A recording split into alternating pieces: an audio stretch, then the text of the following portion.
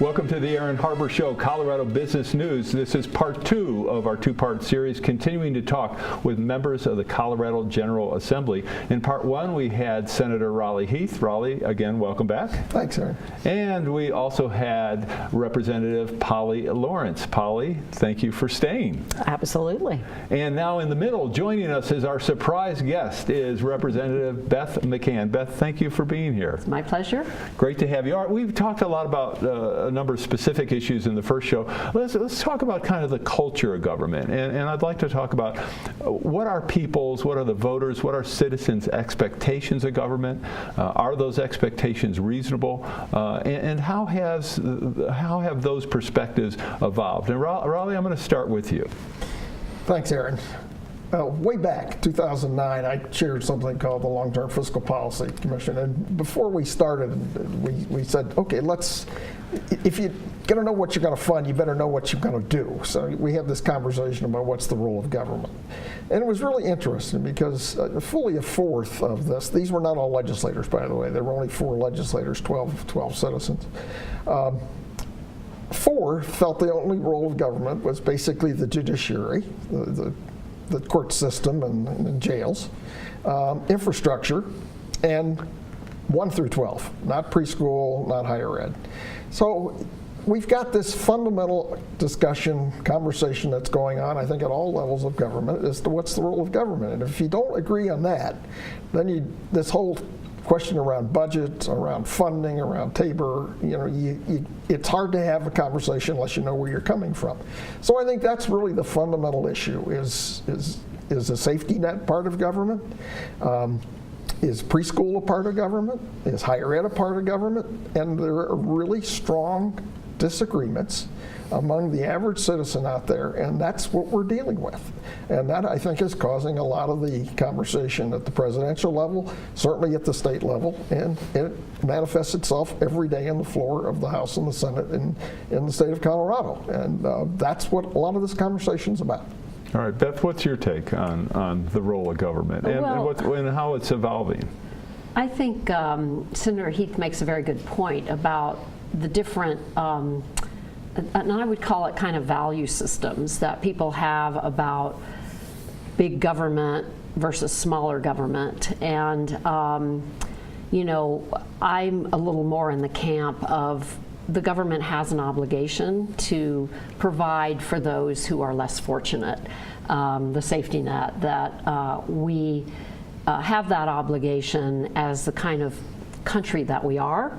But I know there are others who feel that's not really, shouldn't really be a big part of government, that people should be able to make it on their own, and that they don't really need, or that the government shouldn't be providing that sort of safety net for those who are less fortunate and can't make it on their own. So, but it gets very gray, because then business owners like to have tax incentives and subsidies from the government. So, how you draw those lines occupies a great deal of our time down at the legislature, particularly when we're talking about the budget, but also individual bills that people bring to provide stimulus for growth in the economy, and also to provide things like job training for people who aren't able to get jobs.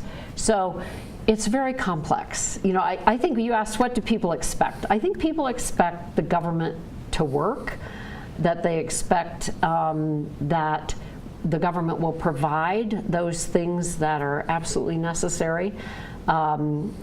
But then once you get past that, it gets much grayer and more complicated. All right, Paul, what's your I think I may hear something a little different in terms of perspective. You may hear something a little bit different.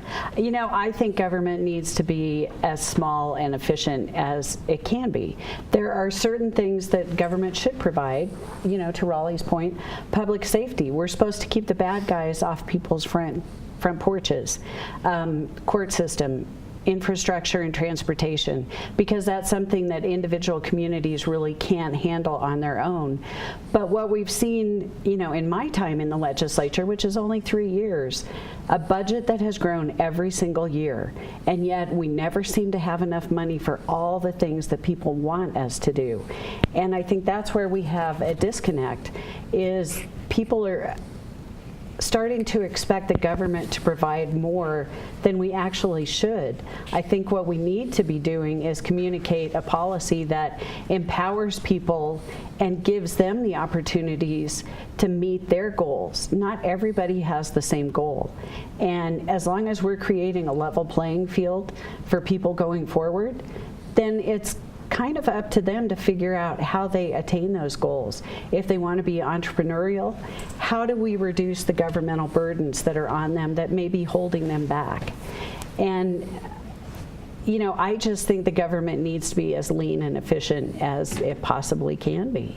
Is our state government, are there ways to make our state government significantly more efficient, do you think? Well, you can be honest. I think we could look at all the departments and take a pretty close look. I mean, I'm always very aware when we add FTEs, full-time equivalents, to the state budget. It may be that we're requested to add one person for this project. Well, once you add one person to the state payroll, that person is there in perpetuity. That job is there in perpetuity. And whether that person leaves, somebody else is going to be asked to fill that. And I think we need to be very conscious about what we're doing on the state level, adding personnel, growing departments, making sure that we have the correct oversight, and making sure that government is very transparent in how it's using our tax dollars. Raleigh, I mean, you've got just extraordinary business experience, and you also now, because of your service in state government, have had the chance to really look at how it functions. What could the state do that would make it more efficient? Or is it, and I mean significantly more efficient, I'm not talking about a 1 or 2% efficiency, I'm about 10, 20, 30%. Is that a possibility, or is this really a state government that's running so efficiently there's not much opportunity for improvement? Well, Aaron, thank you. I've run $1 billion business. I've started 2 of my own from scratch, so I think I've got a pretty good cross-section. I was frankly very pleasantly surprised when I came in and saw all of the things that we do to safeguard this government growing beyond. When Governor Hickenlooper came in, a businessman, I might add, the first thing he did was all the departments sat down and they went through literally line by line, person by person, because I think he came in with the idea that we've got to make this government as efficient as it could be, and I think he did that, and I think he continues to do that. Aaron, over 50% of our budget goes to education. And education is local control, as we know. We discussed this in segment 1 in higher ed. And we're spending the lowest in the country for all practical purposes on both K through 12 and higher ed. And this whole notion that we're going to cut out 10, 20%, I mean, it's just folly. I would love to think that could be the case, but it's not. And we are not paying teachers what they should be paid. We are not providing the safety network, I believe, that we should to people that really need that help. So we've got one of the leanest state governments in the whole country when you look at it on a per capita basis. So there's not a lot of money that's just out there not being used effectively. Beth, what's your sense, being in the legislature, not just that that funds are being used effectively or efficiently for current purposes, are there things that we're doing, for example, that maybe we shouldn't do, even if we're doing them efficiently? I don't know if that question makes sense or not. Well, nothing comes jumping out at me that that our government in the Colorado state government is doing that it shouldn't be doing. I think that I agree with Senator Heath that my observation is that our government is pretty lean. When you talk to state workers and they talk about the workload they have, I've done some work in the child welfare arena and mental health, and we just are not, the load that those caseworkers carry when they have child welfare cases is unconscionable. And we can't risk the dangers to our young children by overloading our caseworkers. And I think that we are always balancing, what they tell us once the budget is proposed through the JBC. If we want to add something, we have to find a place to cut it. So I can't go and say, well, I want to add 6 caseworkers unless I take that amount of money away from something else, which is really hard.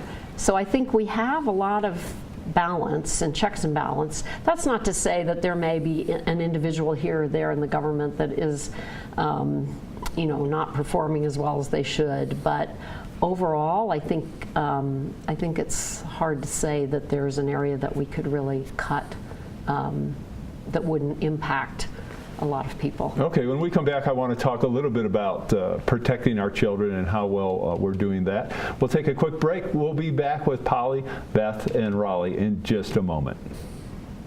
For information on how to help promote civil and mutually respectful discourse and support expansion of the distribution of our programs, please email info@harbortv.com. Hi, I'm Aaron Harber, host of The Aaron Harber Show. For information about the program, who our upcoming guests and topics are, and ways you can participate, please go to our website. That's harbortv.com. And most of all, thanks for watching. I'm Mary Robinson, former President of Ireland. Hi, I'm Jim Cameron, Director of Avatar. I'm Christina Johnson, former Undersecretary of Energy. Hi, I'm Oliver Stone. Hi, I'm Mike Peters. I'm the creator of Mother Goose and Grimm. Watch The Aaron Harber Show. I would encourage you to watch The Aaron Harber Show. It's good fun. Watch The Aaron Harber Show because he's a really cool guy. Please watch The Aaron Harber Show, on which I do appear. I want you to watch The Aaron Harber Show. Grimmy watches it every day. I'm Aaron Harber, host of The Aaron Harber Show. You can follow the show on Twitter and find us on Facebook to get all the latest updates, see behind-the-scenes photos, and make comments and ask me questions. You can see episodes before their TV broadcast, so like the show today. Your opinions, ideas, suggestions, and criticisms related to guests, topics, questions, or the host are welcome. Please send an email to producer@harbortv.com.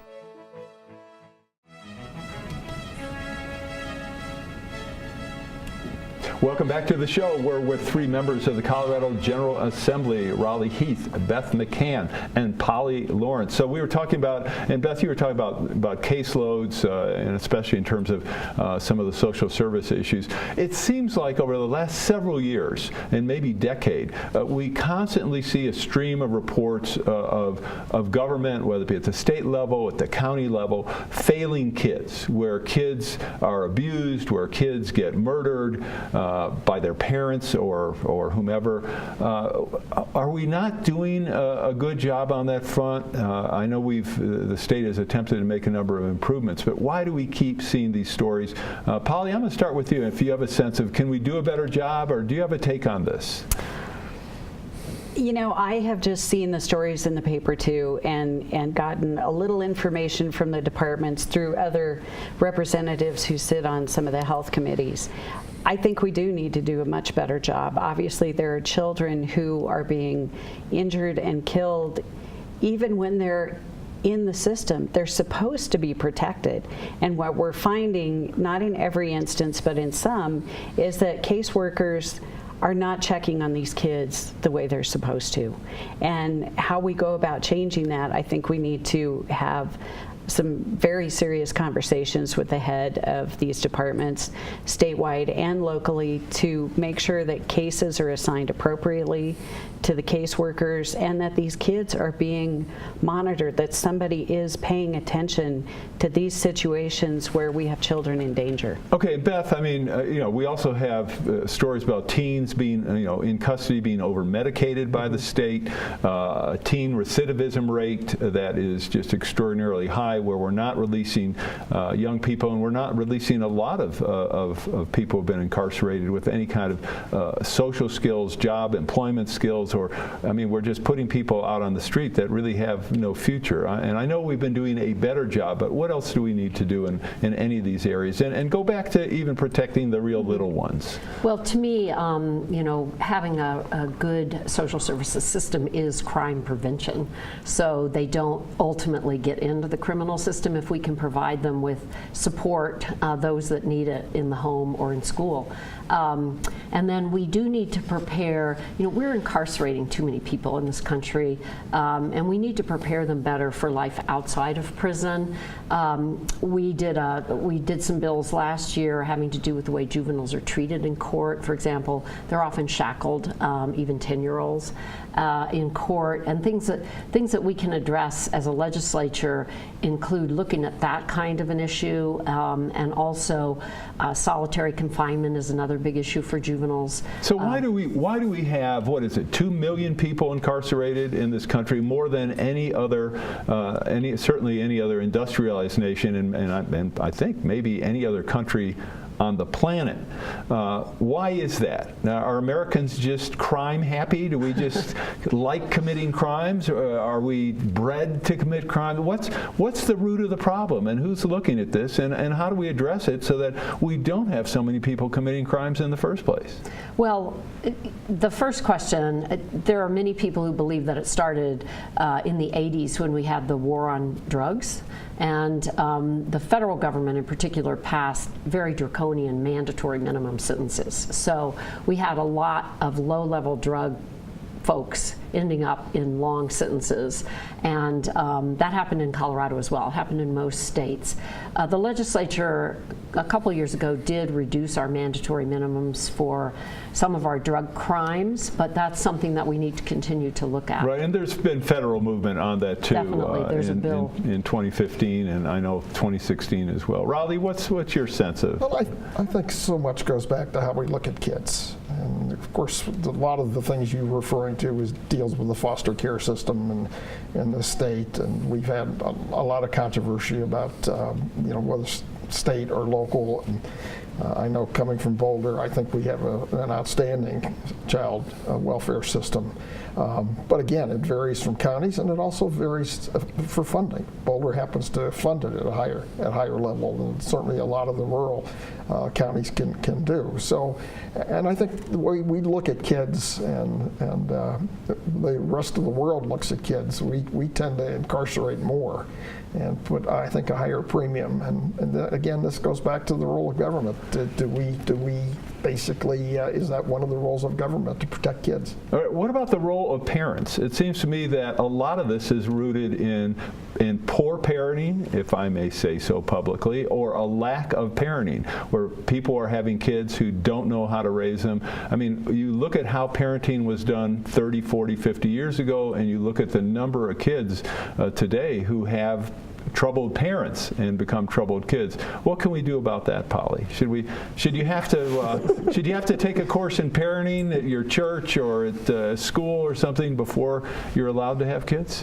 Well, to your point about churches stepping in, there are other states that have faith-based organizations that step in to help families that may be struggling, so that it doesn't fall on the state to step in, and that has really helped some of these families who are struggling you know, take better care of their kids, get their kids on the right track, teach them some parenting skills that they may need. And I think we need to be willing to look outside government for some of these solutions. And right now, I think we're looking at Department of Human Services a little too much. We need to look at our churches and our community organizations. Yeah, I think a lot of people have kids and really don't know what they're getting into. Is that an unfair? I think most people have. Yeah. Maybe that's been true for eons. I don't know. Quick I final would just comment. quickly say that's the hardest job that an adult can have is being a parent. It's a tough job, even with the greatest of kids. All right. Well, I can think of harder jobs, but I'm not sending you all off to Afghanistan or anything like that. But it's certainly a challenge. All right. We're going to take a quick break, and we'll be back in our final segment with our members of the General Assembly. I'm Aaron Harber, host of the Aaron Harber Show. We depend on contributions to support our work to bring you some of the nation's and world's top opinion leaders. Individuals, businesses, foundations, and other nonprofits make tax-deductible contributions to the Democracy and Media Education Foundation to allow us to work for you. To find out more or to make a donation, please go to dmefd.org. Thanks for watching the show and for your support. I'm Aaron Harber, host of The Aaron Harber Show. You can follow the show on Twitter and find us on Facebook to get all the latest updates, see behind-the-scenes photos, and make comments and ask me questions. You can see episodes before their TV broadcast, so like the show today. Your opinions, ideas, suggestions, and criticisms related to guests, topics, questions, or the host are welcome. Please send an email to producer@harbortv.com.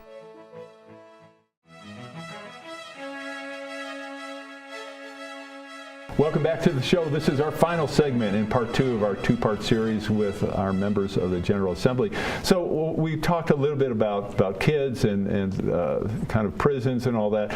What about the whole issue of when you consider the judicial system in the state of Colorado and the fact that the judiciary, according to many, is overburdened, is not handling cases very quickly in terms of swift justice. Give me some comments and sense. Beth, certainly this is an area you have expertise in.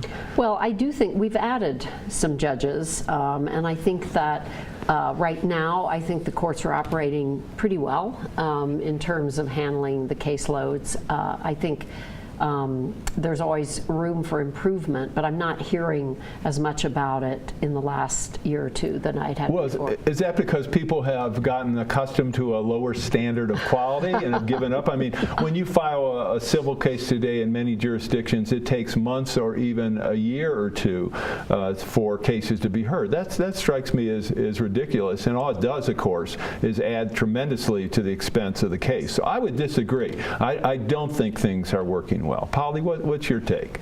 Well, I think the judicial system, to Beth's point, we have added judges. The public defenders have grown their department substantially in the last couple of years. One of the issues that I'm working on deals with open records for the judicial branch. They have interpreted that they're not subject to the Colorado open records rules as the executive and legislative branches are, and so currently they're writing their own rules about that. I don't think they are going to be as transparent as they should be. We should be able to see how they're using our tax dollars. And obviously they have issues that other branches don't because they're dealing with defendants. So we need to protect that attorney-client privileged information. But we should be able to see how they're using their tax dollars, how they're staffing their departments, how the public defenders are staffing different cases that they represent, so that we have a better picture of just how that department functions. One of the issues that came out in reference to what you were talking about was during the trial of James Holmes and the theater killings, was that the public does not know how much money the defense spent. I didn't understand why is there any rationale for the public not to know how much we're spending on particular cases? Beth, is there a reason for why we shouldn't know? Well, the reason that's put forward is protecting attorney-client privilege. But how does that protect attorney-client privilege? Well, because if you look at the individual billings, they have notes sometimes about things they talked about, but you can redact that. And yeah. I mean, in court, often in civil cases, in certain cases, people are entitled to attorney's fees if they win. So we always get the attorney's fees printed out of what the other side charged. Now they do from time to time redact things, but it's certainly doable. So I'm personally a little skeptical of the argument. Raleigh, how do we reduce the burden on courts so that we don't have to add judges, we don't have to add staff? And I mean, some courtrooms now, judges and courts, districts can't afford to have a court reporter in the courtroom. Some judges have literally hundreds of cases that they're dealing with, and I know they're not hundreds of trials, but a large number of cases. Is there a way to step back and say maybe we can do things differently differently in Colorado, so we don't burden the system as much. And so, in fact, with the resources we're putting into it, they can do a more effective and better job. Aaron, you know the interesting thing, because I'm going to probably not answer your question directly, in the 7 years I've been in the Senate, in all the town halls I've had, all the emails I get, I probably haven't had 5 dealing with the judicial system. People seem to be reasonably satisfied. I understand that you're apparently not, but I can tell you the general public out there there's not a huge outcry about our judicial system. Well, at least as I've experienced it. I don't know. Ask anybody what they think of lawyers. You may get a different opinion. That's a different subject. You're asking about the court system, which I know has lawyers in it. But frankly, nobody's beating me up about let's do something about the judicial system. All right, we're going to put your email on the show, and we'll see what that changes. All right, so Polly, I'm going to give you any other way we can do things more efficiently to wrap up this topic, do you think? For judicial? Yeah. I just think it's getting a clear picture of what they're doing, how they're staffing their departments, how public defenders are staffing different cases, looking at the entire department, being able to access the information that tells us what they're doing with our tax dollars. I think that's the most important thing we can do right now. Okay, I know we only have a couple minutes left. One of the issues I want to talk quickly about is mental health. Certainly a big issue in the state in terms of, how do we do a better job of identifying people who need help, and where do we have the resources to help them, and do we? Polly, I'm going to let you continue then on this one. That mental health is a very difficult subject. It's nice that it is coming out of the shadows now. It used to be that people, if they had mental health issues, they did not talk about it at all. It is coming out of the shadows. It is a more public topic. But it's also something that really crosses that line to where what sort of information should the government have access to, what is just completely confidential between that physician and that patient. And I think that's where we struggle with some of policies regarding that. All right, Beth, did you have a thought on that? Yeah, well, so a couple years ago, we did put $20 million into our mental health system to establish crisis centers, 24/7 operations, and a statewide crisis mental health line. And that, I think, is helping. I've talked to people who are involved in that, and that is definitely helping the system. So, but again, it is there are a lot of people that need help, and the attention, I think, is good. We are seeing more interest in this issue, and more people talking about it without the stigma attached. But we are taking some actions statewide to try and address it. All right, well, to be candid, $20 million to me sounds like a drop in the bucket. I mean, to most people, $20 million sounds like a lot of money, but given the magnitude of the problem, I mean, to me, that's barely doing anything. Raleigh. It goes back to the role of government issue. I think this is one of the things. What incarceration rates? We're incarcerating people with mental health problems. It makes that number a lot higher that we talked about earlier. And clearly, we've got to spend more money on the preventive side, and mental health is the biggest area that I think we need to spend it on. We're funding mental health one of the lowest rates in the whole country. There's no question about that. One good thing about the Affordable Care Act is that it does require parity for insurance companies to cover mental health treatment with physical health. So I'm hoping that more people will seek mental health treatment because insurance will now be providing it. And how about an effort to identify people at a younger age who have challenges? Why aren't we doing more on that front? I know we have 30 seconds left. Anybody want to take that last question? Well, I think we are trying to do that more effectively. All of these mass shootings, unfortunately, are bringing this really to the fore, and I think mental health professionals are very aware of their obligations with respect to people who might be dangerous. Well, it seems to me, no matter where you are on Second Amendment issues or anything else, that I would think that the population, the citizens of the state of Colorado would be willing to invest more in mental health and helping people who need it. But with that in mind, I want to thank my guests, Polly Lawrence, Beth McCann, and Raleigh Heath, for joining me. I'm Aaron Harber. Thanks for watching. We'll see you next time.